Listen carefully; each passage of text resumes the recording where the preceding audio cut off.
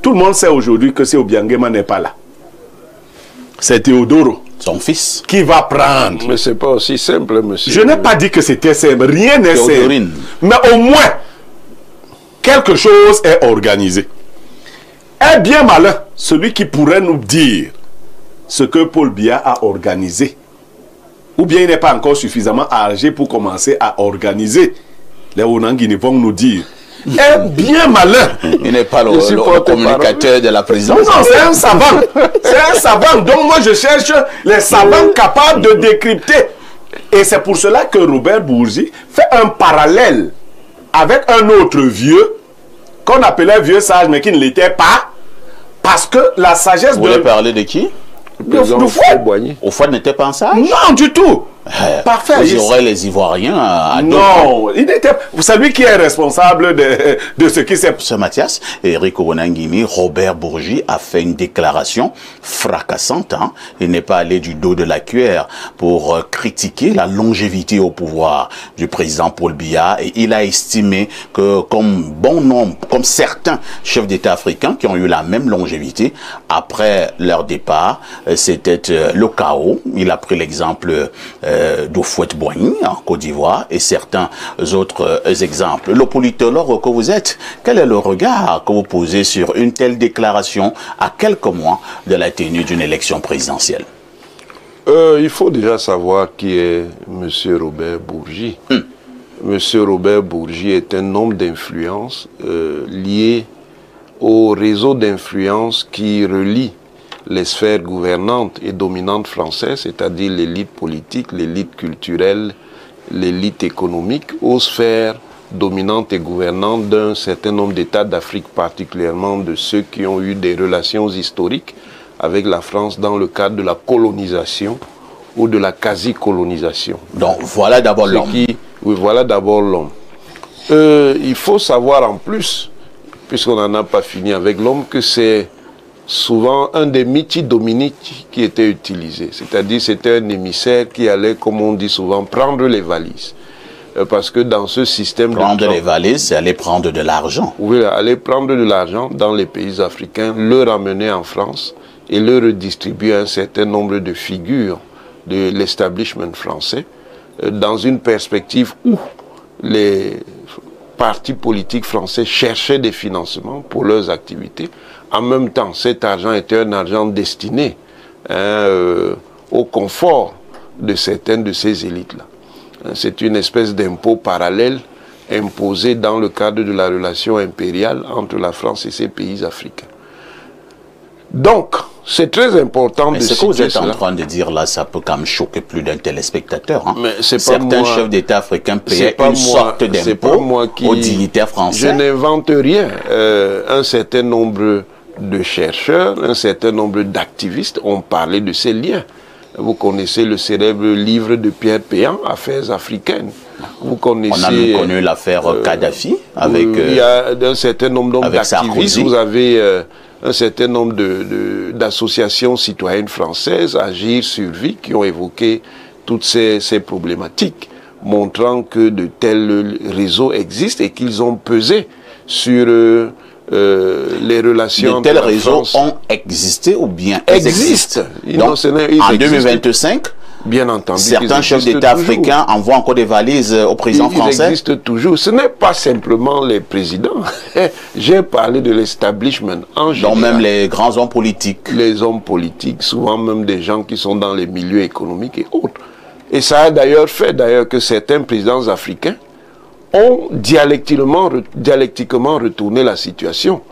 C'est-à-dire, au lieu d'être donc seulement dominés, ça leur a permis aussi de construire une certaine influence sur la politique française. À l'instar d'Omar Bongo. Oui, si vous prenez par exemple le président Omar Bongo Ondimba, il était très puissant dans la politique française. Vous savez ce qui est arrivé à un certain ministre de la coopération qui avait eu pour idée de venir... renouvelé avec ce que déjà dans les années 80, un ministre de la coopération de François Mitterrand, qui s'appelait Jean-Pierre Côte, avait essayé de faire, ce qui lui est arrivé au milieu des années 2000, où un certain nombre de chefs d'État africains ont demandé son départ. Donc ces relations-là existent bel et bien. C'est très important pour comprendre quelle est la perspective de M. Bourgi. Non pas que ce qu'il dise soit dans l'absolu faux, mais il le dit avec une vision qui est biaisée. Parce que il peut y avoir différents types de critiques de la longévité gouvernante qui existe dans un certain nombre d'ordres politiques africains. Il y a une critique qui peut venir de l'intérieur en estimant que cette longévité pèse sur la capacité des systèmes politiques à créer de la responsabilité et de la liberté. Il y a maintenant une critique de l'extérieur venant des milieux france-africains qui est liée au fait que plus ces chefs d'État durent, plus ils deviennent autonomes. Plus ils ne sont plus sous le contrôle de la France-Afrique. Même si la France-Afrique continue à les influencer, ils développent une certaine marge d'autonomie.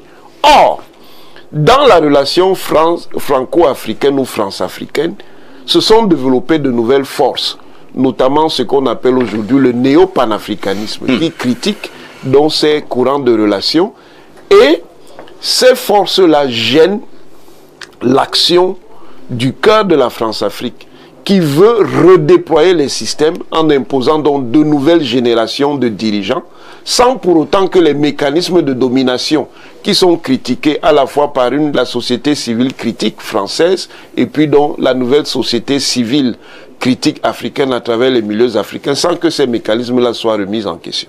Une fois qu'on a dit ça, on peut donc maintenant examiner le fond de ce que M. Bourgi a dit. Dans le fond, il est évident que un dirigeant qui reste longtemps prend une certaine présence. Ça veut dire que l'une des choses qui risque d'arriver s'il n'est plus là, si les stratégies pour préparer l'après n'ont pas été suffisamment ficelées, ça peut donc créer un vide, et ce vide-là peut être déstabilisateur pour les pays. Mais au final, ce qu'il faut savoir, c'est qu'en réalité, c'est aux sociétés africaines concernées de gérer cette situation avec responsabilité et avec hauteur. Si vous partez dans une perspective, comme certains groupes politiques ont, de revanche, c'est-à-dire, comme le dirigeant est resté longtemps, il faut, au moment où on n'est pas là, soit parce qu'il est mort, soit parce qu'éventuellement il a été battu à une élection ou autre chose, il faut engager l'humiliation contre ce qu'a été sa présence au pouvoir, et contre ceux qui ont été ses alliés, ce n'est pas la solution. Parce que quand vous allez dans ce sens-là, c'est pas bon. Donc il faut voir ça comme des moments de l'histoire, mais l'histoire est quelque chose qui se renouvelle aussi. Et ce sont des choses dont il faut parler avec beaucoup de responsabilité et une certaine mesure. C'est un message qu'on lance à Blériot. J'ai vu M. Niemek tout à l'heure s'exprimer avec ironie. Et parler de l'ingratitude. Non, non, je pense que c'est excessif. Je pense que c'est excessif. Ce qu'il considérerait comme ingratitude, on pourrait lui multiplier des exemples contraires montrant qu'il n'y a pas ingratitude. On peut simplement dire que M. Paul Biya n'a jamais été ingrat. Non, ce qu'on peut dire, au-delà de tout, c'est que le président Paul Biya a un statut qui fait que même si on n'approuve pas son action, il faut le respecter. Merci. Voilà. Vous le dites comme un conseil. Blériot, je vous passe donc justement la parole après ces conseils. J'espère que vous saurez à quoi vous en tenir. Alors, Pierre Blériot, Robert Bourgi prédit le chaos après le règne du président de la République du Cameroun, son Excellence Paul Biya, et comme le procès l'a si bien démontré tout à l'heure, Robert Bourgi s'appuie sur la grande longévité au pouvoir.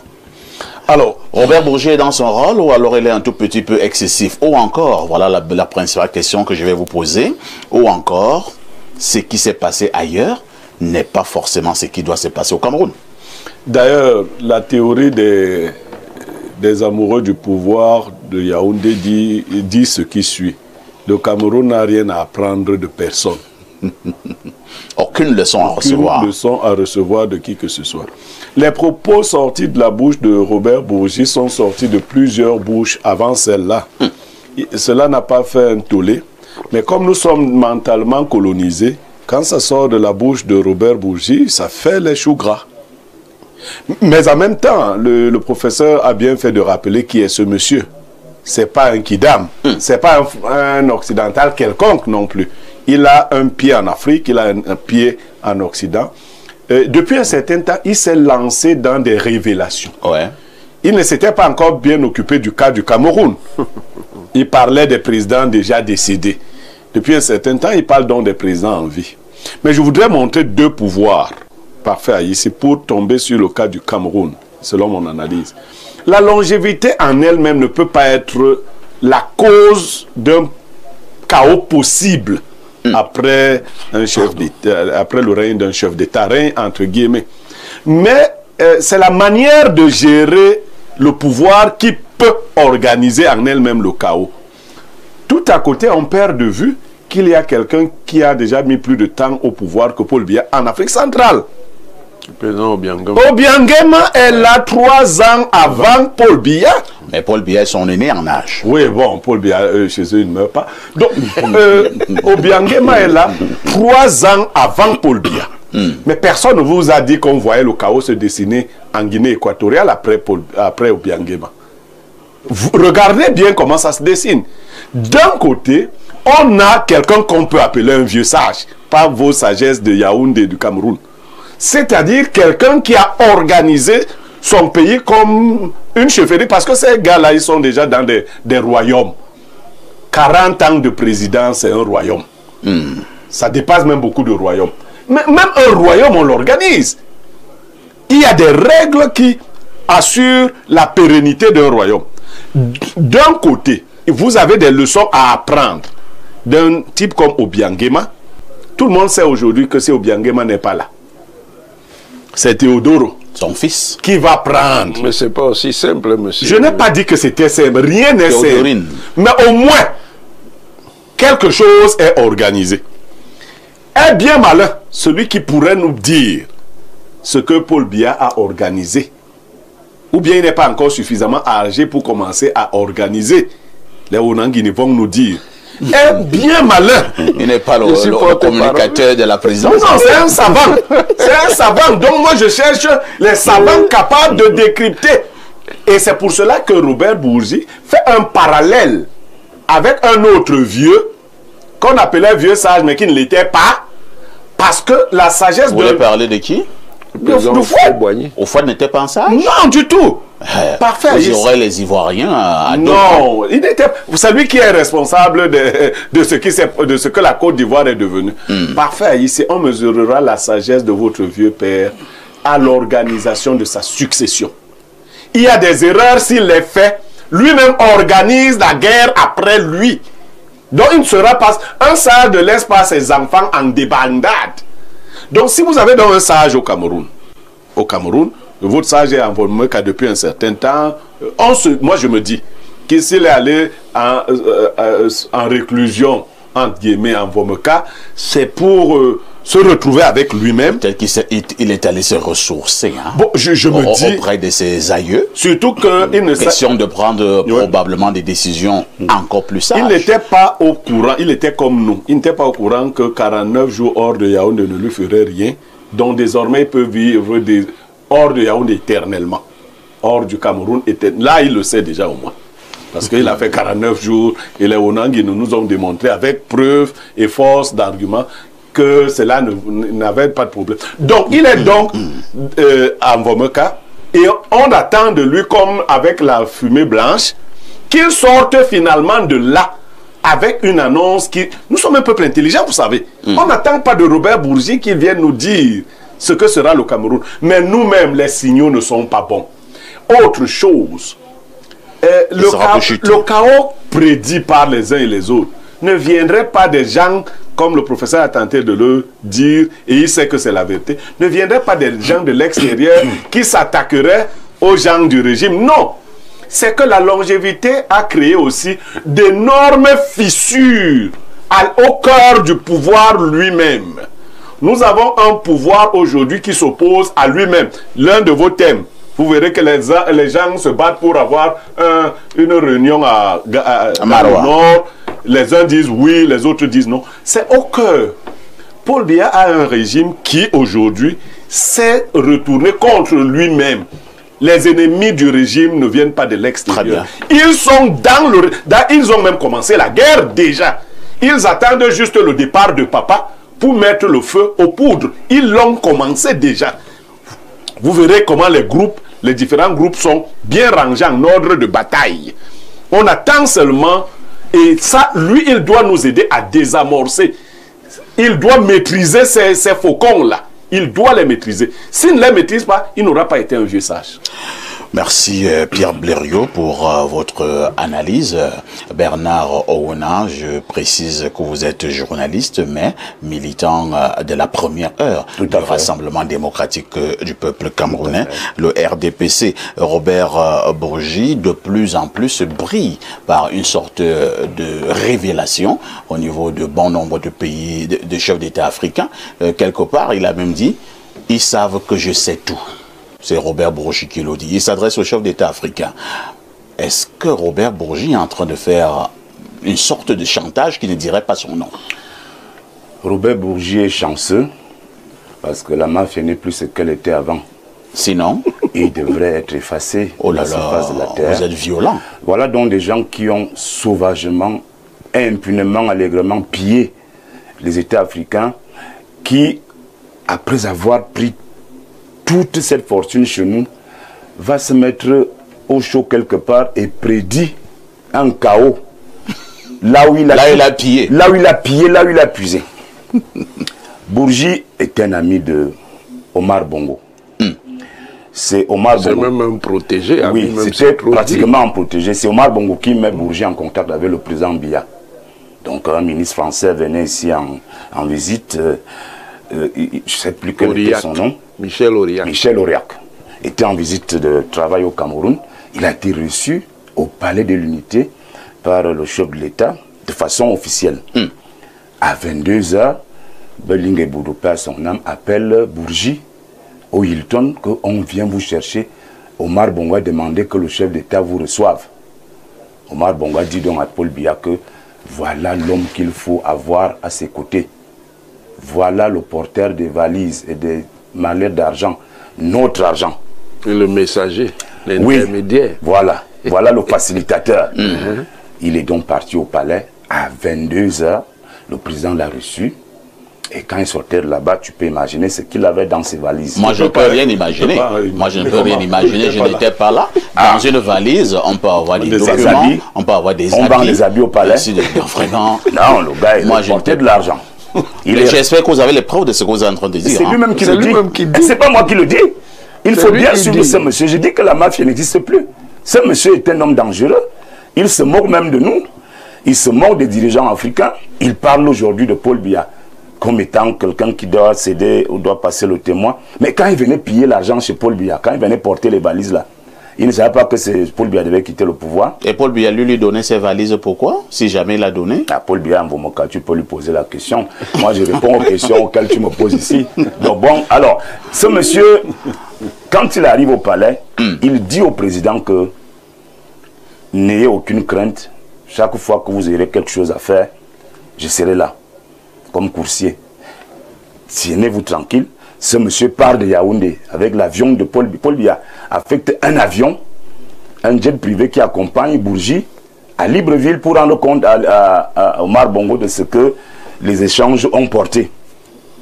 Vous voyez, en ce moment à Kondengui, il y a des gens qui sont à Kondengui parce que ils sont allés donner de l'argent à Sarkozy parce qu'ils voulaient succéder à Paul Biya. Et suivez-moi très bien, c'est très intéressant. Vous avez des révélations aussi comme Bourgi. Vous savez. Vous n'êtes pas différent de Bourgi. Non, la différence entre Bourgi et moi, c'est que moi, je ne porte pas les valises d'argent. Je n'ai pas de sacs. Donc, si moi aussi j'avais des sacs, je serais un peu comme Bourgi. Alors, ces gens sont allés en France. Je ne sais plus en quelle année exactement, le professeur est mieux placé, c'est lui qui garde... Quand Sarkozy préparait sa deuxième élection. Ils sont allés donner de l'argent à Sarkozy. Sarkozy a pris ses argents. Il en a fait sa fortune personnelle puisque c'est un argent hors circuit. Et il a donc demandé à ces gens de retourner au Cameroun, qu'ils se préparaient à voir comment il va les positionner. Ils étaient 4, hein. Donc ils ont dit qu'ils vont prendre le pouvoir, eux 4, ils sauront qui sera le premier, qui sera le deuxième, qui sera le troisième. Une fois arrivés, ici à Yaoundé, ils étaient toujours dans le gouvernement de Paul Biya. Hein. Ils travaillaient avec Paul Biya. Voici que le ministre Yeba ici est ministre des Relations extérieures. Le président l'envoie en mission à Libreville. Quand il est reçu par le chef de l'État gabonais, Omar Bongo, il est accompagné de 2 personnes, dont l'ambassadeur du Cameroun à Libreville. Cette époque. Oui. Et le ministre Yeba ici, très, très fin, il souhaite, il demande au président de le recevoir après seul. Seul à seul. Et ce que le président Omar Bongo a accepté, c'est quand donc le président Omar Bongo reçoit Yeba ici comme ministre des Relations extérieures que le président Omar Bongo dit à Yeba ici de dire au président de l'appeler urgemment et qu'il se voie. Parce que Sarkozy avait, le réseau de Sarkozy, les Bourgis avaient déjà dit à Ali Bongo que il y a les gens de Paul Biya qui sont venus laisser des sacs d'argent ici. À Omar Bongo. Voilà comment le président va faire un tour au Gabon. C'est plus si c'était à l'occasion d'un sommet de la CEMAC.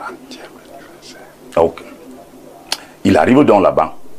Le président gabonais dit tout à Paul Biya. Vous racontez des anecdotes, je suis comme, ou bien vous êtes au niveau des faits? Je suis dans les faits. Ah, d'accord. Eh bien, vous savez que ces faits-là, ils sont têtus. Je suis dans les faits. Celui qui veut les vérifier, on touche seulement au Bourgi. Lui-même, il est là. Il n'est pas mort. Je vous dis que c'est un chanceux. Alors, le président rentre, le président est dans tous ces états. Donc il comprend qu'il y a des gens qui ourdissent des plans contre lui. Et qui sont dans son gouvernement. Ils sont en poste. Ils sont en poste. Quand il revient, vous pouvez imaginer la suite. Bon, on a cherché des prétextes, on a cherché d'autres choses. Et puis les gens se sont retrouvés à Koundangui. Donc pour dire quoi? Pour dire que ce monsieur Robert Bourgi est un homme d'homme. Vous voulez faire comprendre à ceux qui nous regardent ce matin que certains hommes politiques au Cameroun sont en prison, non pas parce qu'ils ont forcément détourné de l'argent. Non, c'est pas ce que je dis. Mais parce qu'ils ont voulu prendre le pouvoir. Non. Vous m'avez posé la question. Vous m'avez posé la question sur Robert Bourgi. Oui. Je vous parle donc des aventures de Bourgi, de ses faits d'armes, des milliards qu'il venait porter ici au pays, qui nous aurait construit des routes, des hôpitaux et des lycées. Ceux qu'il a laissés vous ont construit quoi? Bon, toi, tu veux m'embrouiller. Bon. Moi, je continue dans ma logique sereinement pour dire à parfait aux téléspectateurs que Bourgi, il a porté beaucoup d'argent ici en Afrique, beaucoup d'argent ici au Cameroun. Et je suis très, très gêné que ce Bourgi, aujourd'hui, prédise un chaos pour notre pays. Il a fini d'exploiter quelque chose. Quand il a fini donc de nous exploiter, ça veut dire quoi? Nous qui voulons prendre le pouvoir comme les Niémec en 2032, vraiment essayer de vous faire assister, entouré par des gens bien.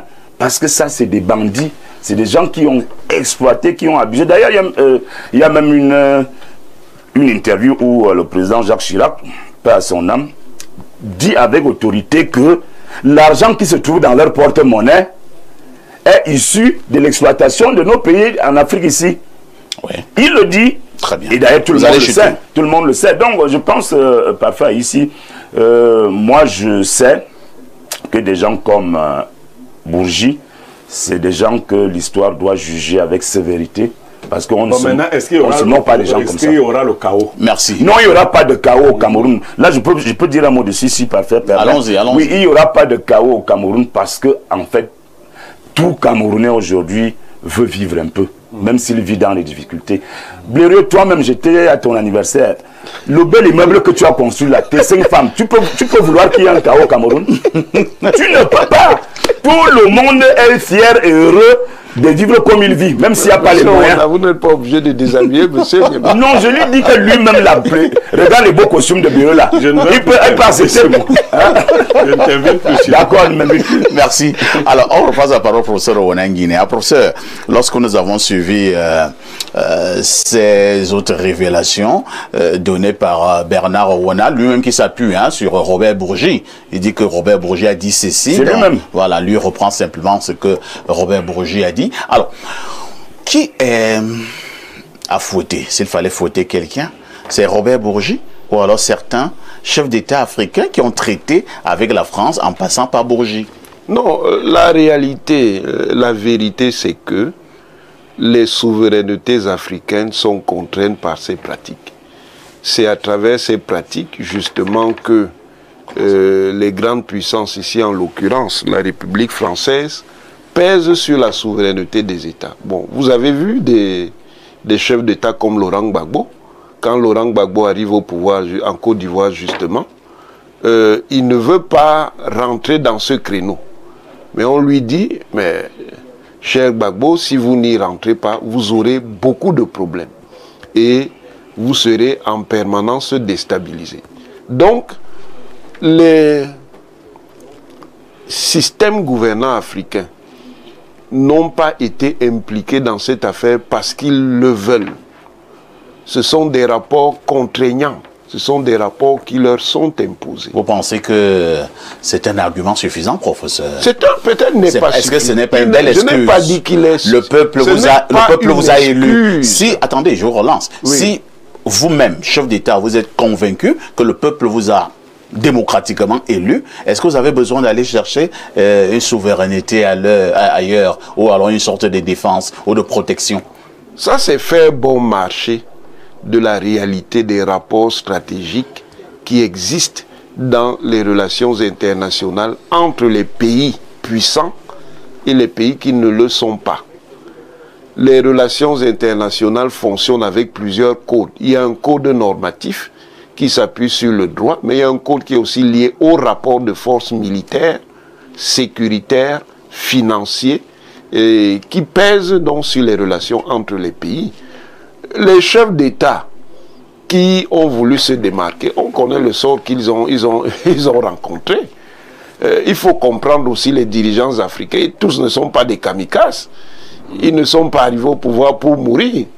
Donc des gens essaient de se protéger, c'est compréhensible. Donc, mais évidemment, pour vivre, professeur, il faut prendre les valises d'argent des compatriotes et envoyer aux présidents occidentaux. Mais je vous dis que je vous ai parlé d'impôts parallèles, non. Ce sont des relations de domination. Ce sont des relations de domination. Si vous-même vous êtes chef d'État, vous pensez que vous allez échapper facilement à ça? Moi, je ne donnerai pas de valises. Vous ne donnerez pas même. Attendez donc voir des implications. Vous voulez faire comprendre que tous les chefs d'État qui ont gardé leur posture, ont donné des valises aux Occidentaux? On sait, depuis les enquêtes journalistiques de Pierre Péan, que le système fonctionne comme cela. On le sait même à travers les mémoires du grand cerveau qui était au cœur de ce système, qui est Jacques Foccart, qui lui-même dans ses mémoires a dit comment les choses se passaient. Très bien. Voilà la réalité. Et ce dont justement nous devons être conscients dans tous les pays d'Afrique, c'est précisément qu'il y a de nouvelles techniques pour reproduire cela, mais en le masquant. La nouvelle technique, c'est quoi? C'est qu'on dit, bon, la clientèle, là, on l'a déjà usée, c'est-à-dire les vieux chefs d'État, ils sont déjà restés longtemps. Donc, on va vous vendre ça comme étant l'alternance démocratique. Sauf que les mêmes mécanismes vont se reproduire avec les nouveaux chefs d'État. Et vous, dont vous n'aurez pas avancé entre-temps. Pierre Blériot-Niémec, pour rester au pouvoir à une certaine époque, et même maintenant, il faut absolument envoyer des valises auprès de certains chefs d'État occidentaux. Oui, mais ramener ça au niveau local, dans certains quartiers voyous, pour que vous puissiez avoir votre commerce et vivre en toute quiétude, vous payez un impôt. C'est ça. Aux bandits du quartier. Aux bandits du quartier. C'est-à-dire que si vous êtes un grand parfait ici, de temps en temps, quand vous passez... Monsieur, permettez-moi un instant. Moi, mon directeur de thèse, le professeur Jean-François Médard, avait écrit un article sur ces relations France-Afrique où il montrait qu'il y avait des mécanismes mafieux. Bien sûr. Typiquement mafieux. Alors, ça existe. Et on a vu, le professeur a commencé, mais il n'est pas allé loin avec le cas de Gbagbo. Gbagbo n'avait pas fait 2 mois au pouvoir quand les premières menaces sont arrivées. Les premières tentatives de coup d'État. Oui, on lui a dit que, bon, comme tu sembles ne pas comprendre le code, et vous voyez, et quand vous regardez la situation de Gbagbo, vous verrez bien que les peuples, certains peuples ne sont pas encore aguerris. Mais on peut aussi prendre d'exemples des peuples aguerris. Nous sommes en train de voir ce que subit le président burkinabé. Je voulais justement prendre ces exemples, Blériot, c'est-à-dire en allant du côté du Burkina Faso, du côté du Mali, et ainsi de suite. Pourquoi cela résiste? Bon, pour au moins deux bonnes raisons. Beaucoup ont déjà mis des années. Non, pas beaucoup. Pour des tentatives de coup pour deux bonnes raisons. Oui, mais qui ne donnent pas. Mais, pour l'instant. Pour deux bonnes raisons. Oui. Mathias vous a dit, les gens ne viennent pas au pouvoir pour se faire assassiner. Il faut prendre le pouvoir si on veut libérer un peuple avec l'idée qu'on peut vous assassiner. Ouais. Donc ne prenez plus des gens qui veulent bien vivre, qui veulent prendre des joues et vivre et mettre long. Prenez des gens qui sont prêts, parce qu'il faut que l'Afrique voit. Et je vais vous assurer que dans le cas d'un pays comme le Burkina Faso, si vous assassinez Ibrahim Traoré maintenant, il naîtra immédiatement un autre Ibrahim Traoré. Donc vous aurez beaucoup de personnes à assassiner parce que dans la mentalité du peuple burkinabé, ils ne sont plus prêts à retourner avec ce genre de gens. Cela signifie donc que certains peuples peuvent se lever. Certains sont des peuples. Très le Cameroun n'est pas un peuple. Nous ne sommes pas un peuple. C'est excessif. Hein? Non, nous ne sommes pas un peuple. Je vous assure, nous n'avons pas encore la conscience politique nécessaire pour protéger. Parce que, je vous dis, voilà Paul Biya qui est là. Il a fait quelques pas, hein, sans le vanter, pour essayer de nous libérer. Ouais. La preuve en est qu'il n'a plus reconduit les accords, bon, moi, je ne sais pas les accords secrets. Je ne sais pas s'il les a reconduits ou pas. Il n'a pas reconduit. Il a fait quelques pas. Est-ce que le peuple a saisi l'autre bâton qui est tendu par certains opposants qui sont dans les manigances avec les mêmes puissances étrangères nous pose quand même problème. Vous voyez des gens qui veulent aller prendre leur pouvoir en France. Il y a un politicien qui va faire une grande cérémonie en France dans les jours qui arrivent. Vous cherchez les problèmes. Attendez, moi je m'en fous des problèmes. Alors, qu'est-ce qu'un opposant qui veut le pouvoir au Cameroun à aller faire une grande exhibition en France? Si ce n'est pour aller dire que je suis venu chercher votre caution. S'il faut laisser une caution pour une autre caution, on avait quand on a un chef de gang au quartier, il vaudrait mieux travailler avec lui plutôt que d'avoir un nouveau chef de gang qui va recommencer à imposer à tout le monde. Non, il y a une nécessité pour l'Afrique de réfléchir de manière stratégique sur les mécanismes qui lui permettront de sortir définitivement. Très bien. Même s'il faut faire quelques alliances entre guillemets avec le diable. Vous comprenez? Vous aussi, vous êtes dans le diable. Non, moi, on nous rappelle un certain évêque au Cameroun. Je suis même plus qu'on est avec le diable. Je dis que même si... vous êtes avec le diable seul. Bon, je suis avec le diable seul. Même s'il faut faire quelques alliances, qu'est-ce que je veux dire par faire ici? Très bien. Il y a que la France nous impose un certain nombre de manigances. Les chefs d'État africains, au lieu de faire ce que Bongo faisait, voir comment manigancer avec ces gens, il faut voir comment rompre. C'est-à-dire, vous allez vous allier à un autre fort qui vous protège pendant que vous sortez. Le président Paul Biya est justement allé aussi chercher une alliance avec la Russie. Hein. Voilà, c'était peut-être pour répondre à cette préoccupation. C'est déjà des premières pistes. Il a d'ailleurs donné le même conseil au président centrafricain, Touadéra. Voilà, et je vous assure que si Touadéra n'avait pas les Russes chez lui, il y a longtemps que la France aurait débarqué. Hein. Voilà.